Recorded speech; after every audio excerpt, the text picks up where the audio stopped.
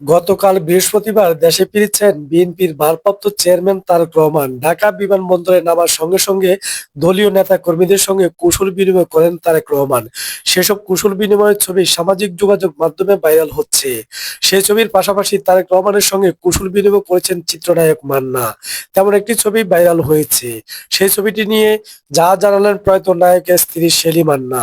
ছবিটিতে দেখা যায় তারেক রহমান হাসি মুখে তাকিয়ে আছেন মান্নার দিকে। নায়ক মান্না হাসি মুখে তারেক রহমানের সঙ্গে কথা বলছেন।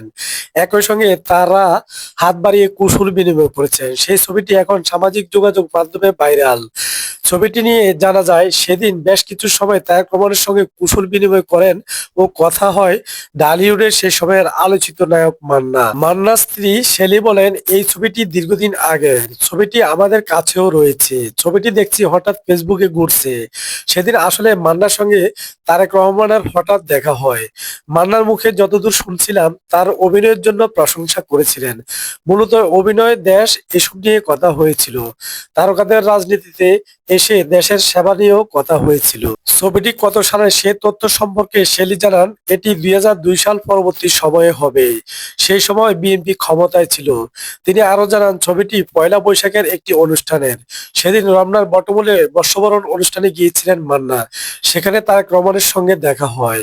শেলি বলেন, যতদূর মনে পড়ছে মান্না তো সেভাবে রাজনীতি করতেন না, অভিনয় নিয়ে থাকতেন। হঠাৎ দেখা, মান্না অতিথি হয়ে গিয়েছিলেন।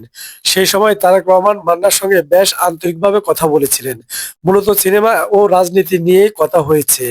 আমার পরিবার রাজনীতির সঙ্গে যুক্ত হলেও এগুলো নিয়ে আমাদের আগ্রহ ছিল না। আমি সরকারি চাকরি করতাম। আমি এতটুকু জানি মান্না তারেক রহমানের প্রশংসা করেছিলেন।